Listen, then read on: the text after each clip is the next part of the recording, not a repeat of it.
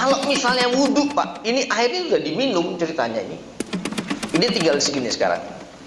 Ya, wudhu dengan air sebanyak ini kira-kira bisa, karena jenazah itu statusnya itu sudah selesai dengan hukum dunia.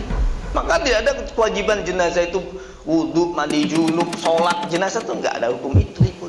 Kalau misalnya di dalam kolam itu kita tidak melihat kencingnya ikan atau tidak melihat taiknya ikan, mohon maaf, maka bagaimana hukumnya ini? Tetap suci dan mensucikan. Alhamdulillah, hari ini acara kegiatan pengajian subuh di Masjid Nurul Hidayah agak berbeda, karena hari ini kita kedatangan tamu komunitas GPS, Gerakan Juang Subuh. Ada juga S4, sama ada di PS dengan S4, beda. Oh, programnya. Alhamdulillah. Yang saya hormati Ketua DKM Masjid Nurul Hidayah, yang saya hormati di sini hadir Ketua daripada kegiatan S4 Ustadz Sartono. Mudah-mudahan diberikan kesehatan dalam melakukan perjuangan yang luar biasa. Sebuah niat yang mulia menjadikan sholat subuh ibadahnya ekstrim ini menjadi ramai. Cita-citanya seperti sholat Jumat, tapi saya tidak kepingin begitu Ustaz. Kalau subuh kalau perlu jangan ramai, jangan sampai kayak Jumatan. Kenapa? Cepat kiamat.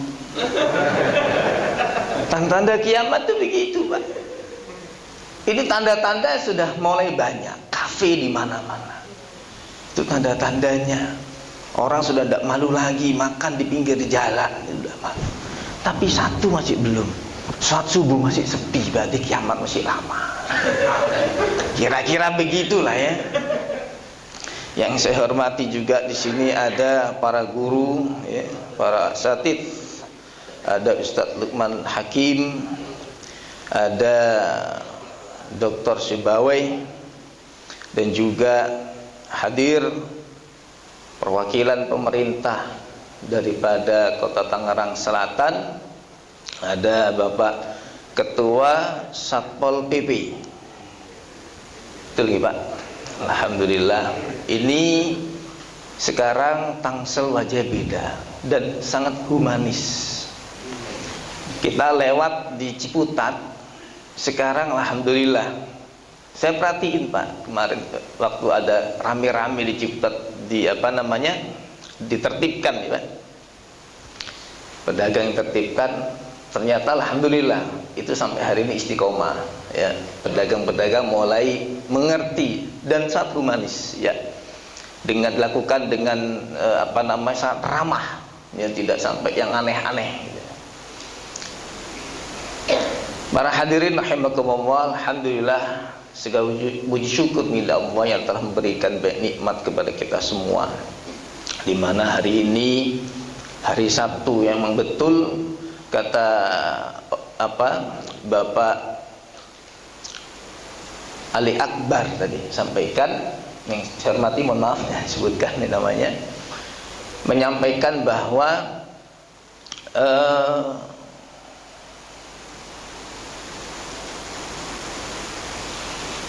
kegiatan subuh ini apa namanya, menjadi satu tanda bahwasannya Kota Tangerang Selatan ini memiliki sebuah identitas Cimon, cerdas, modern, dan religius. Kegiatan religius pengajian ini sebetulnya sudah menjadi identitas banyak masjid dan musola yang mengadakan kegiatan serupa seperti ini. Cuman kegiatan kali ini berbeda. Tidak hanya memberikan kekuatan santapan rohani, tetapi hari ini juga ada santapan jasmani, berupa ada kegiatan santunan, paket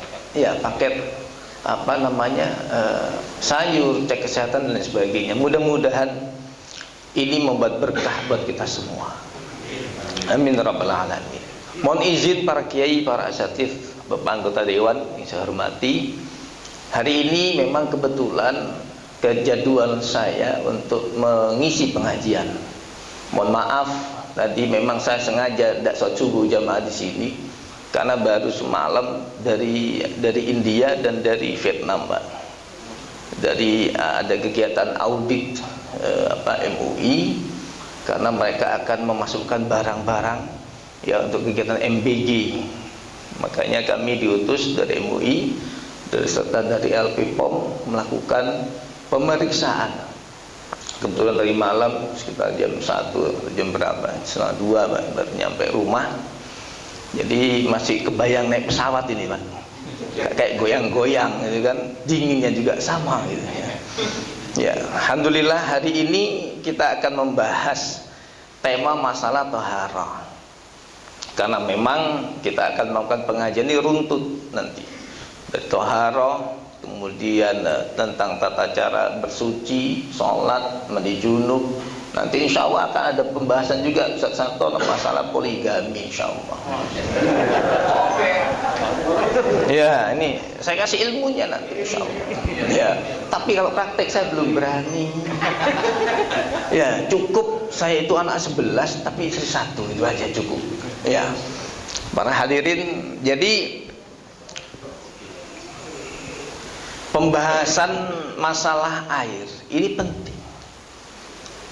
Kenapa para fuqaha itu tidak mencatat, membahas hanya beberapa dari mereka itu dalam kitab literasi fikih, itu tidak langsung membahas bab sholat, langsung bab puasa, enggak.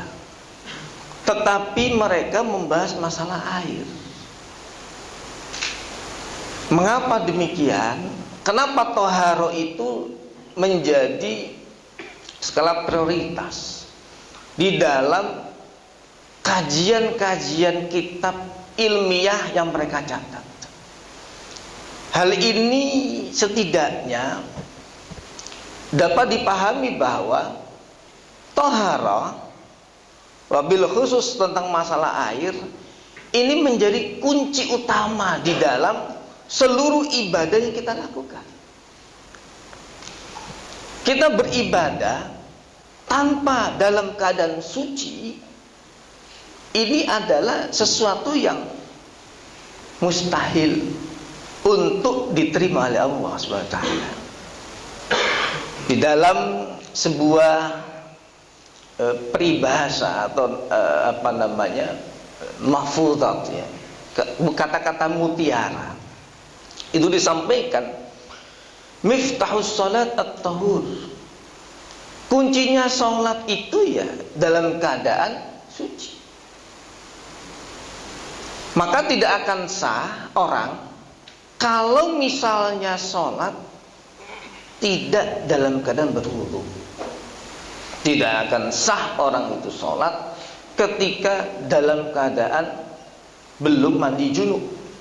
Termasuk kepada para ibu-ibu dan perempuan yang mana setiap aktivitas bulannya mereka mengalami namanya haid, menstruasi. Nah, ini bagaimana caranya seorang perempuan ini bisa masuk menjadi dalam keadaan suci kalau tidak mengerti tentang taharah?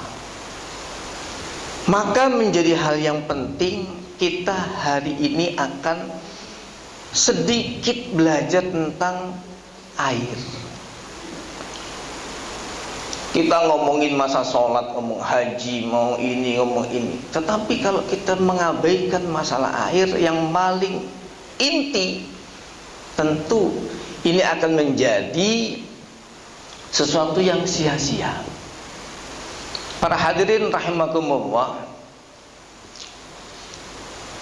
di dalam Islam, air itu terbagi menjadi 3 kelas. Pertama adalah air yang suci, mensucikan, ya. Yang kedua adalah air suci tapi tidak mensucikan. Nomor 3 adalah air mutanajis, air yang terkontaminasi dengan najis.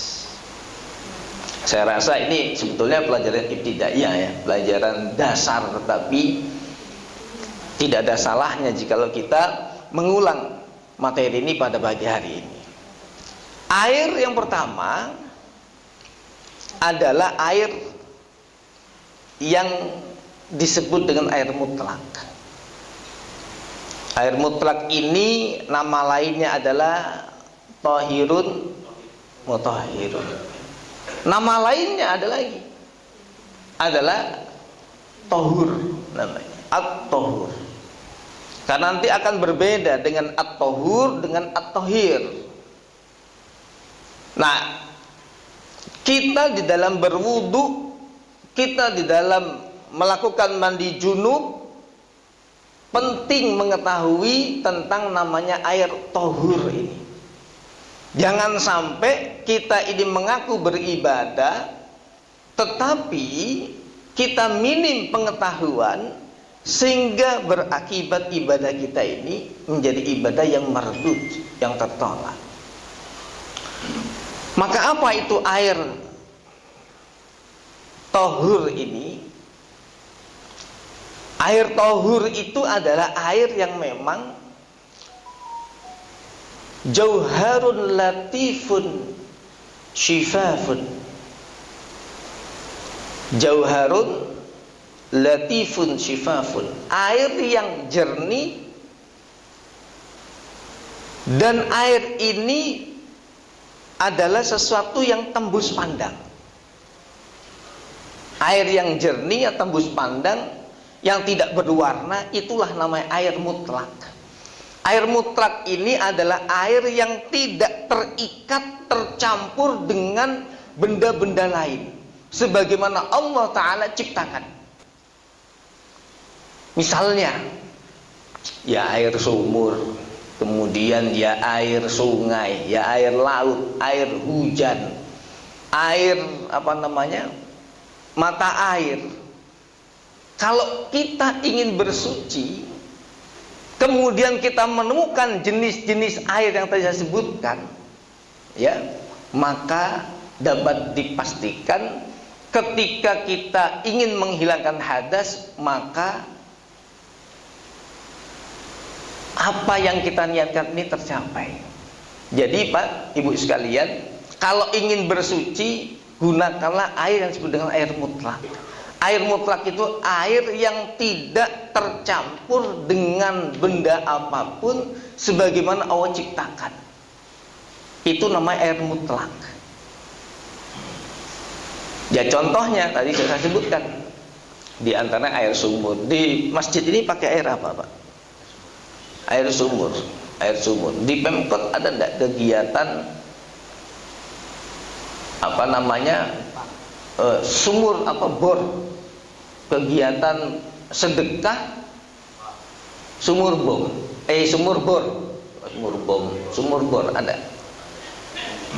ada ya. Nah ini suatu yang sangat berharga.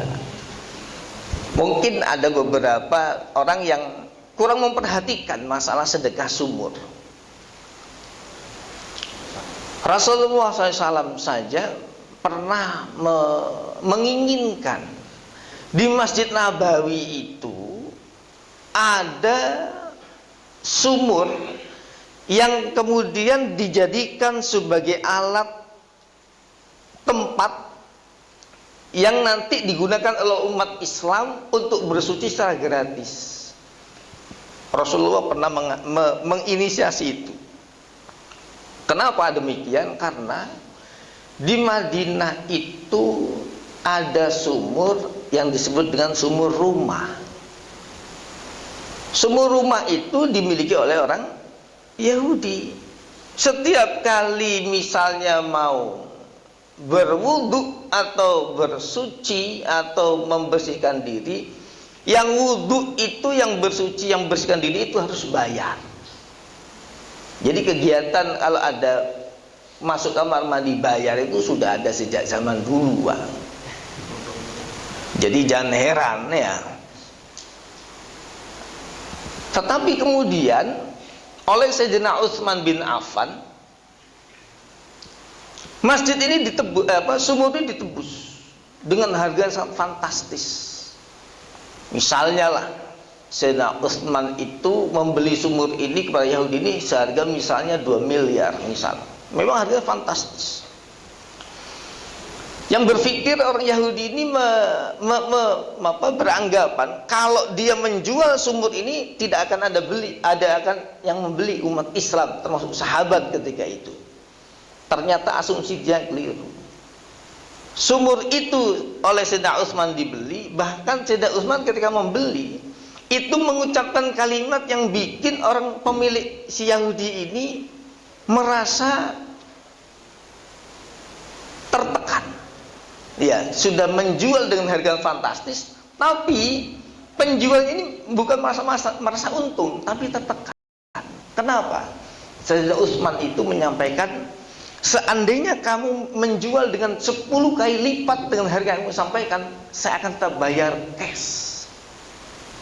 Mikir tuh Yahudi, kenapa dia tidak menjual dengan harga yang melebihi dari apa yang dia inginkan? Ya.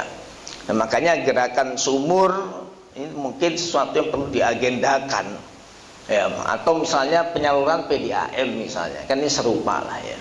Kenapa? Karena Pak, gara-gara kalau tidak ada sumur, tidak ada PDAM, kalau mandi junub ketika subuh atau mau wudhu di waktu sholat, ini bagaimana caranya?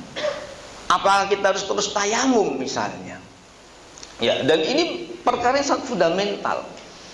Maka itu insya Allah di Tangsel ini tidak ada ya. Di Tangsel ini tidak ada ditemukan kasus masjid itu kekurangan air, insya Allah. Betul tidak kira-kira Pak Ali Akbar? Hah? Insya Allah ada itu Pak Dewan yang suka biasanya melakukan kunker. Ada ditemukan masjid atau musola yang tidak memiliki sumur di Tangsel. Ada, alhamdulillah. Alhamdulillah ya. Jadi yang pertama, kembali ke tema, jenis air yang dibutuhkan oleh umat Islam untuk bersuci ini kategorinya adalah air yang suci dan mensucikan. Selesai sudah. Ya, termasuk misalnya, mohon maaf pinjam. Ini ada air mineral namanya apa ini? Air gunung. Apakah ini termasuk air suci mensucikan? Suci mensucikan. Nah, caranya gampang. Kalau ingin tahu air suci mensucikan itu, apakah ini disebut dengan air murni atau disebut dengan air yang terikat dengan nama tertentu misalnya? Apakah ini air? Apakah ini disebut dengan air kopi misalnya? Bukan. Atau ini disebut dengan air teh? Bukan. Ini adalah murni namanya air. Entah diambil dari sumur kah? Entah diambil dari air mata air kah? Atau dari air sungai yang masih memiliki sifat asli air, itulah yang disebut dengan air mutlak. Berarti kalau misalnya kita wudhu Pak, misalnya di tengah perjalanan menggunakan air botol ini, air mineral ini, yang mereknya ini air gunung, ini bukan promosi, ya, apakah boleh kita? Sah? Sah. Pertanyaannya, kalau misalnya wudhu Pak, ini airnya sudah diminum ceritanya ini tinggal segini sekarang, ya, wudhu dengan air sebanyak ini kira-kira bisa nggak? Bisa nggak? Dari membasuh wajah misalnya, tangan, kaki, bisa nggak? Cukup lah ini, cukup. Ya, jadi wudhu itu sebetulnya tidak perlu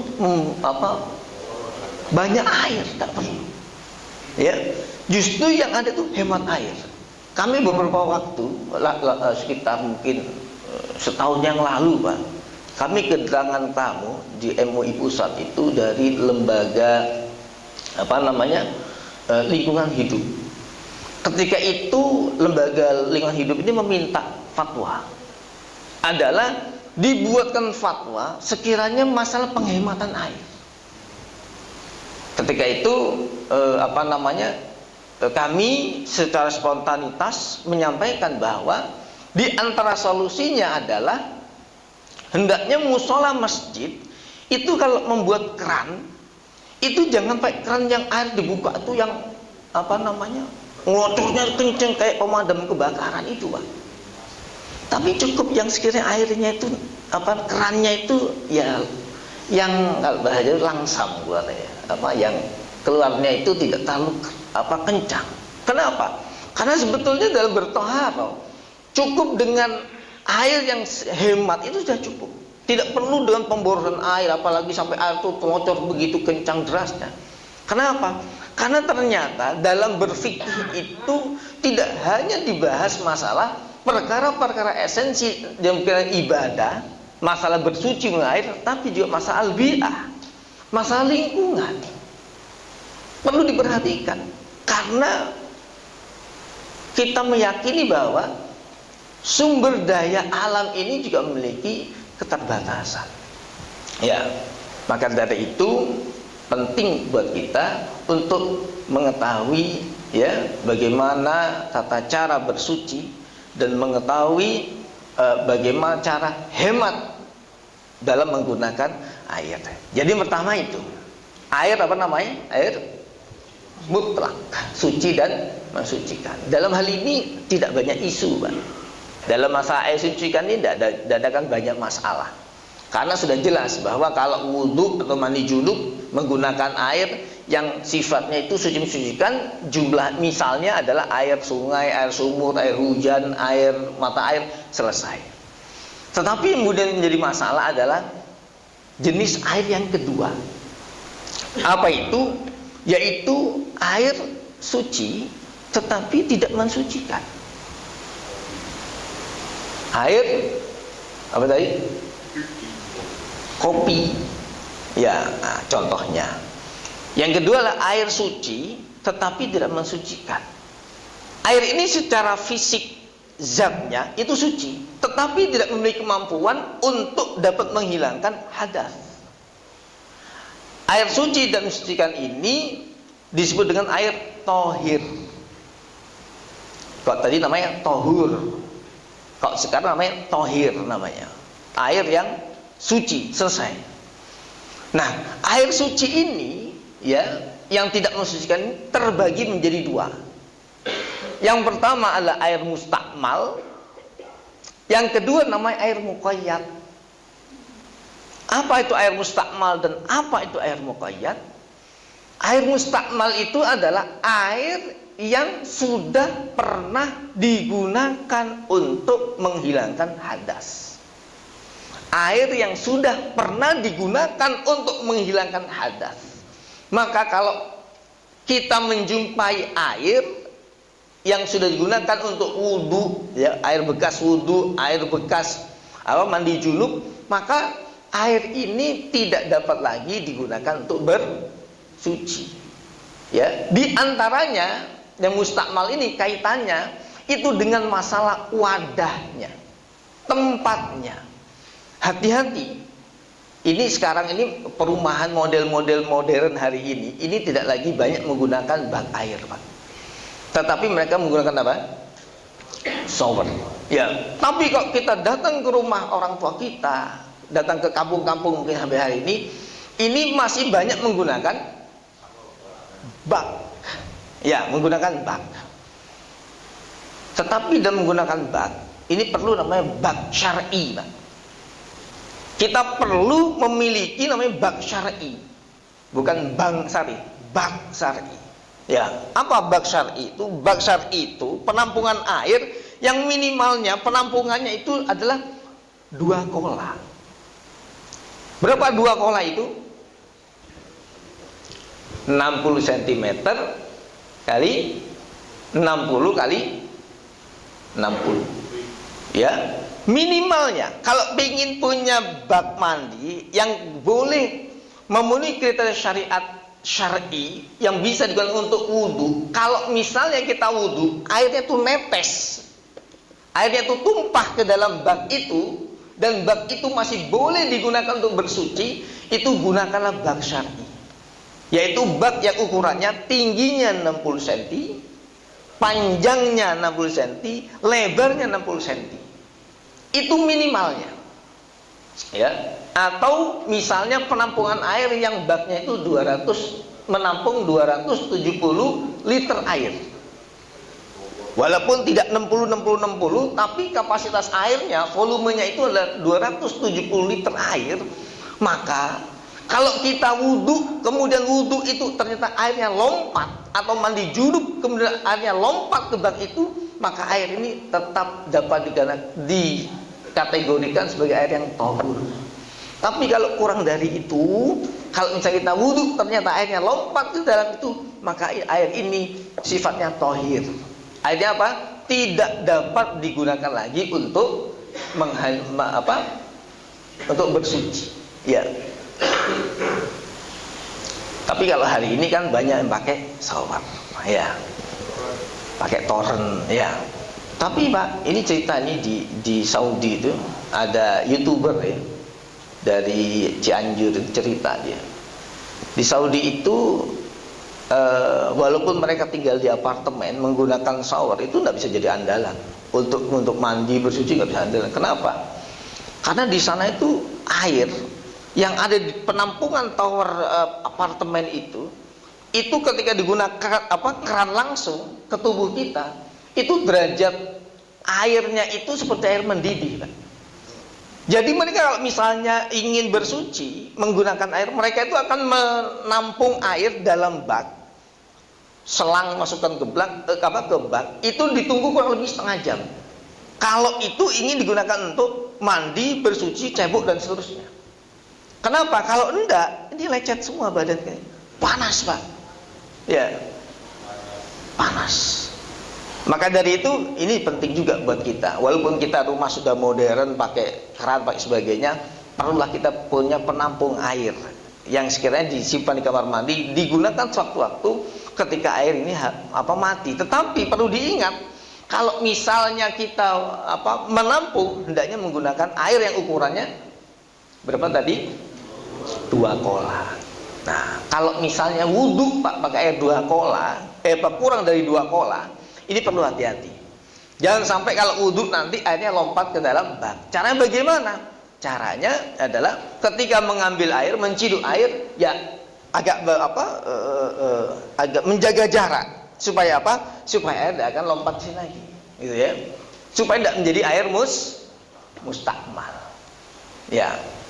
Kalau mandikan jenazah, kira-kira boleh nggak menggunakan air mustakmal? Boleh nggak? Ada mayat nih, orang meninggal, ternyata airnya itu kurang dari 2 kola. Pertanyaannya, boleh nggak mandiin jenazah menggunakan air yang statusnya mustakmal? Wah, asik nih jawab. Enggak ini, keren ini. Ya, mantap ya. Boleh nggak mandiin jenazah itu menggunakan air mustakmal?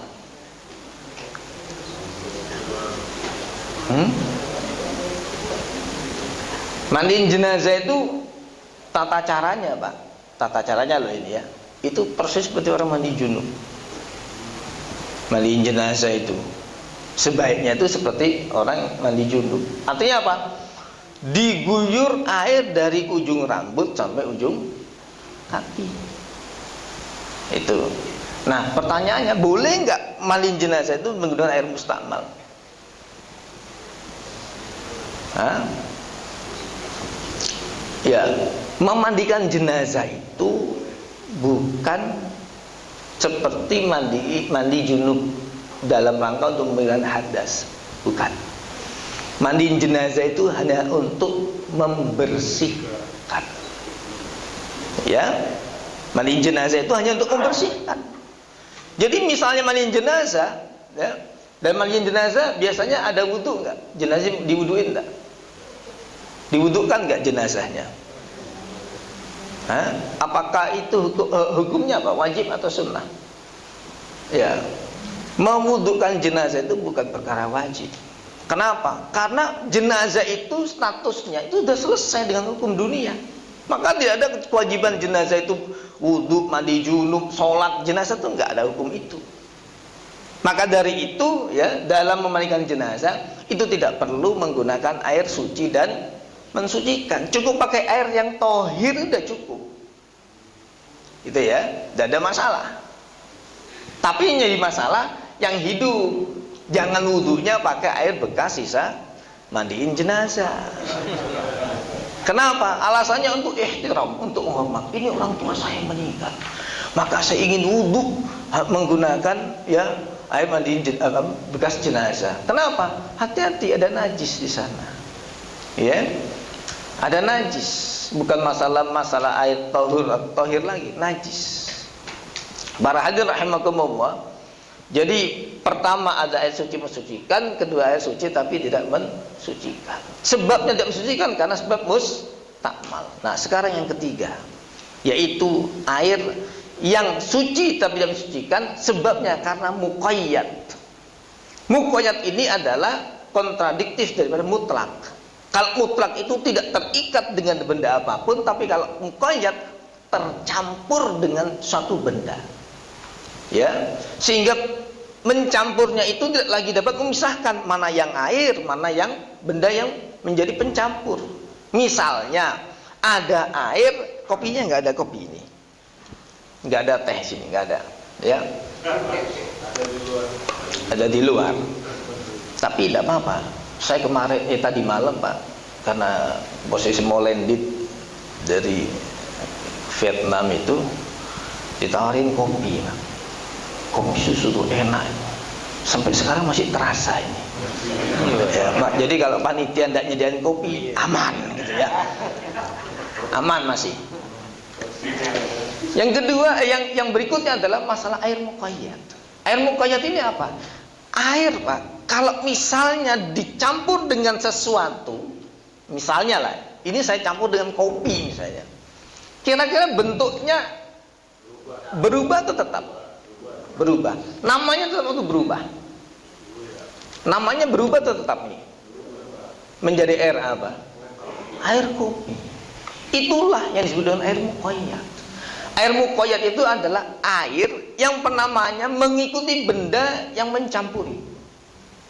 Ya, misalnya saya campur dengan teh, menjadi air teh. Campur dengan susu, air susu. Pertanyaannya, bagaimana kalau dengan air kelapa? Termasuk air yang muqayyad atau air mutlak? Air kelapa. Tahu kan air apa namanya? Kelapa muda misalnya. Boleh nggak kita wudhu dengan air kelapa muda?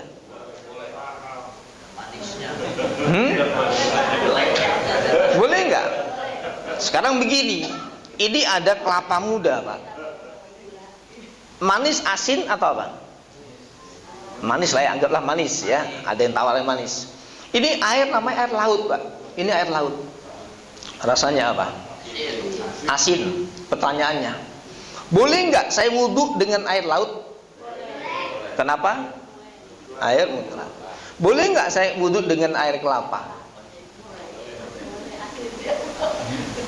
Ya, dalam hal ini air kelapa itu tidak dikategorikan sebagai air mutlak, tapi dia adalah air muqayyad. Kenapa? Karena nama airnya bukan nama air murni lagi, walaupun itu berasal dari ciptaan Allah, ya. Itu air kelapa, ya, dianggap sebagai air muqayyad, air yang terikat namanya, ya. Kayak misalnya air mawar misalnya. Boleh nggak kita wudhu dengan air mawar? Kenapa nggak boleh? Kan wangi, Pak. Hah? Karena namanya sudah berubah. Tidak lagi dengan nama air mutlak. Ya. Makanya kalau misalnya nanti mandi junub, ya, kalau mandi junub, jangan buru-buru kalau mandi itu langsung pakai sabun. Ya, kalau mandi junub jangan langsung pakai air sabun, Pak. Ibu sekalian, pakai air yang murni itu dulu, ya, sekali guyuran, ya. Karena kan dalam mandi junub atau wudhu, yang paling utama itu kan adalah yang pertama kali tersentuh oleh tubuh kita. Air itulah yang sebetulnya yang utama. Makanya kalau dianjurkan, ya, kalau misalnya wudhu itu basuhan pertama itu harus merata. Saya pernah sholat di salah satu mall gitu, ya, ngantri kan, terus di depan saya ini ada orang wudhu di depan antrian, 2 antrian lah gitu. Itu ketika wudhu, mohon maaf, tangannya itu dibasuh ini aja, Pak, ini tidak tersentuh oleh air, ya. Ini masalah. Kita tuh mohon perhatikan, kalau kita wudhu, mohon diperhatikan tempat-tempat yang seringkali terabaikan oleh air. Apa itu? Misal sini nih, sini, Pak, satu, ya, karena ini apa, batas wajah yang harus kena wudhu itu adalah perbatasan antara tumbuhnya rambut dengan wajah, itu terkena. Tangan mana? Ini nih yang sering kita lewat, ya, ini sering kita lewat, Pak. Wudhu, ya gini selesai. Yang terjadi ini, kalau misalnya tidak tersentuh oleh air, apa yang terjadi? Ya tidak sah untuk sholat kita, ya. Jadi, ya, ini kenapa? Kemudian jangan berangkat begini, tenang, Allah kan Maha Pemaaf. Misalnya, ini ada cerita nih di kitab namanya Yanu Tolibin. Ceritanya itu ada sebuah penduduk kampung itu meyakini masa rukun dan sunnahnya wudhu. Mereka menganggap, ya, mengusap kepala atau rambut itu bukan rukun. Tapi yang mereka yakini apa? Ini apa namanya? Ngusap telinga. Itu dianggap rukun, Pak. Jadi kalau wudhu ini tidak dibasuh, telinganya yang dibasuh. Akhirnya satu waktu kedatangan seorang syekh.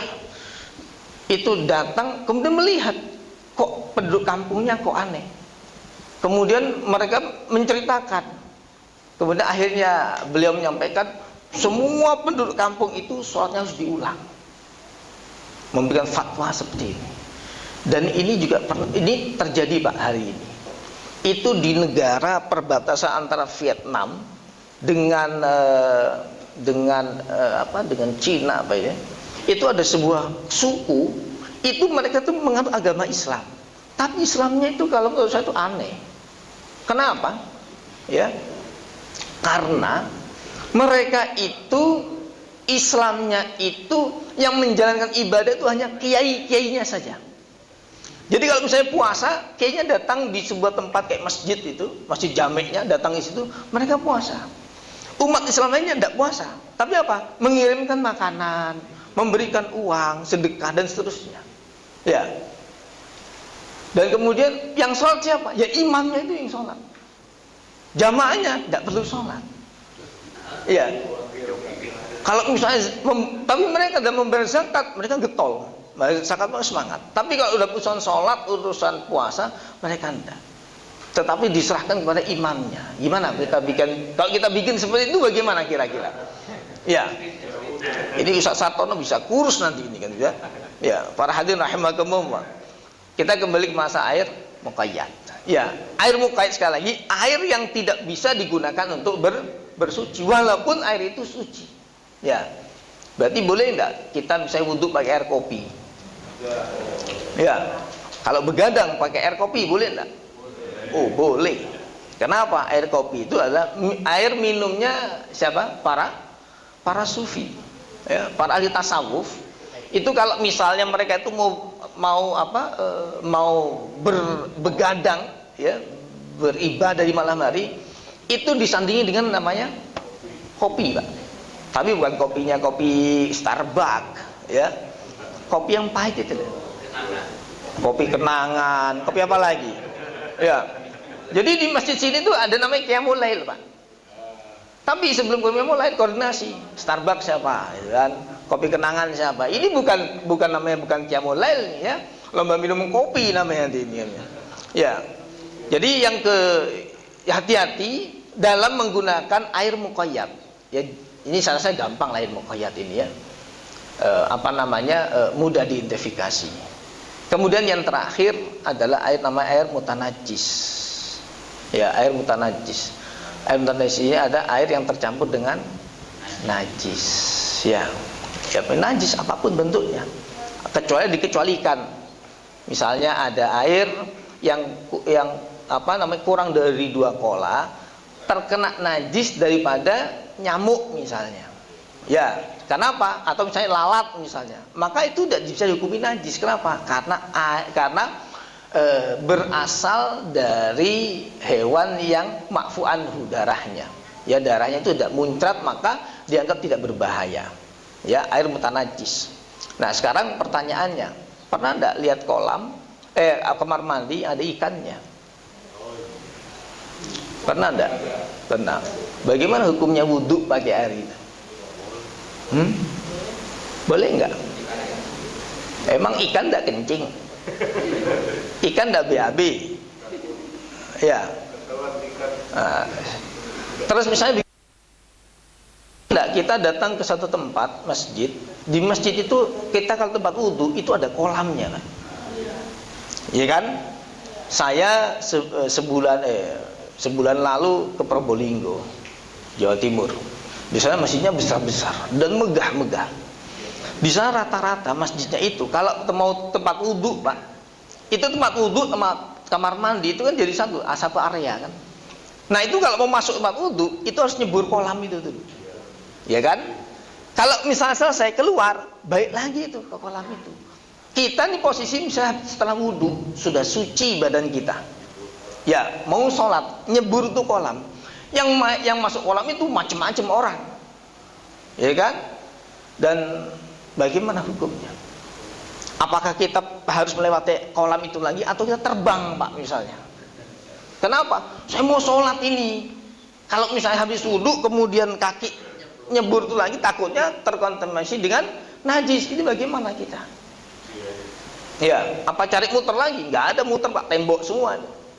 Ya, bagaimana hukumnya? Ya. Atau misalnya gini, kita ada nggak suka mandi di kolam renang, Pak? Nganterin cucunya, anaknya gitu kan. Punya pengalaman nggak kencing di kolam renang? Ya. Bagaimana hukumnya ini?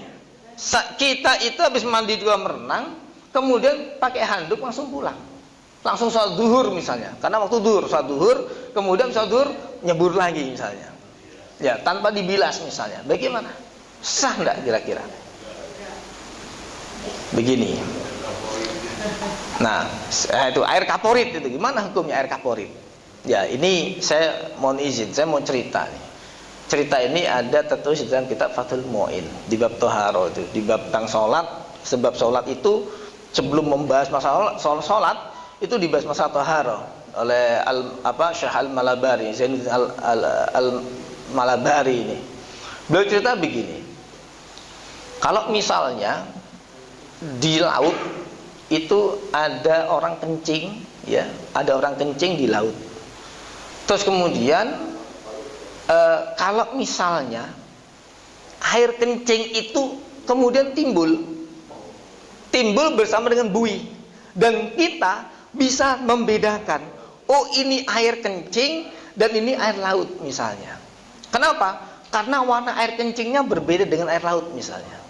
Maka kalau kita bisa membedakan mana air laut dan mana air kencing, maka air yang kita yakini itu air kencing, maka itu disebut dengan air mutanajis. Artinya bahwa kalau misalnya kita kencing di kolam renang, Pak, kira-kira air kolam renangnya itu berubah enggak warnanya? Enggak. Kalau secara bentuk kasat mata enggak, dilihat baunya enggak. Kalau dicoba, pernah nyoba enggak kira-kira? Kalau dicoba ternyata airnya itu ya misalnya kok tidak berubah, ya gara-gara walaupun itu ada air kencing misalnya, maka air kolam itu dihukumi air suci dan mensucikan. Misalnya ini kolam renang sini, kita posisi di sini, Pak. Di sini ada anak kecil, nyata-nyata itu kencing berjamaah 3 orang, 1, 2, 3 kencing, misalnya. Ya. Terus bagaimana kitanya sudah nyembur di sini, kita lihat tuh di pojok sana anak itu kencing, kita lihat. Apakah kita ini badan kita menjadi najis ketika itu? Ya, kita lihat apakah kencing 3 anak kecil tadi itu merubah sifat air enggak? Warnanya, rasanya, baunya berubah enggak itu? Oh enggak, berarti air itu ada air suci dan mensucikan. Gitu ya. Termasuk tadi kasus tadi itu masjid yang ada kolam untuk cuci kakinya. Kalau kita tidak lihat, tidak mengetahui ada najis yang nyata di sana, maka tidak usah ragu, lewat aja. Ya, termasuk kolam rumah, yang rumah kita itu kamar mandinya ada ikannya, ya, ada ikannya. Walaupun itu kurang dari 2 kolas sekalipun. Kalau misalnya di dalam kolam itu kita tidak melihat kencingnya ikan atau tidak melihat taiknya ikan, mohon maaf, maka bagaimana hukumnya ini? Tetap suci dan mensucikan. Ya. Termasuk misalnya di sumur kecebur bangkai kucing. Di sumur ada bangkai kucing, di Toren, di Bintaro itu ya. Kemarin isinya bukan kucing lagi, manusia, Pak. Ada kan cerita itu? Ya, orang lagi nyuci itu, kemudian entah kenapa terendam dalam toren itu. Gimana hukumnya air toren itu? Bagaimana cara mencucikan, membersihkannya? Maka kalau misalnya menemukan bangkai kucing, tikus di tempat, di sumur rumah kita, tidak perlu membuang seluruh airnya, Pak. Tidak perlu. Tapi ya cukup yang jelas, pertama dibuanglah bangkainya. Kemudian kedua, ya, kita pastikan bahwa ada bau enggak? Kalau ada bau, kita ambil yang, karena air ini kan benda padat, beda seperti tanah ya. Maka dari itu kita ambil permukaannya saja. Kemudian diamkan selama beberapa waktu. Kenapa? Karena air sumur itu akan melakukan pembaruan terus dari tuknya, terus baru dia. Ya, biarkan beberapa hari, itu nanti air akan menjadi netral. Kalau tidak bisa, gunakan, kata ulama itu menggunakan benda tertentu. Apa? Mereka itu dulu tidak kenal kaporit, tapi kenal namanya tanah atau kapur. Siramkan tanah atau kapur. Ini versi ulama zaman dulu. Tapi kalau hari ini menggunakan apa? Kaporit. Berarti boleh dong berwudu dengan air dengan kaporit? Boleh, selama ya kaporit itu tidak terlalu mendominasi sehingga merubah namanya menjadi air kaporit. Tapi kalau tetap menggunakan nama air, maka tidak ada masalah. Ya, termasuk di kolam renang itu ada kaporitnya, tetapi kan tidak merubah nama air kaporit, tapi kan tetap nama air, gitu ya. Maka dari jamaah rahimakumullah, inilah pentingnya kita mengetahui beberapa kategori masalah air, ya. Jadi sekali lagi kesimpulannya, air terbagi menjadi 3. Ada air suci, mensucikan dengan apa? Air tahur. Ada yang kedua adalah air suci tetapi tidak mensucikan, disebut dengan air tahir, ya. Yang ketiga adalah air mutanajis, ya. Sebetulnya masih banyak ingin kami sampaikan, karena dengan keterbatasan waktu, ya, mungkin ini akan kita teruskan pada episode berikutnya. Mudah-mudahan bermanfaat, dan mohon maaf jikalau ada kekurangan. Alafu minkum. Terima kasih atas perhatiannya. Wallahu a'lam bishawab. Assalamualaikum warahmatullahi wabarakatuh.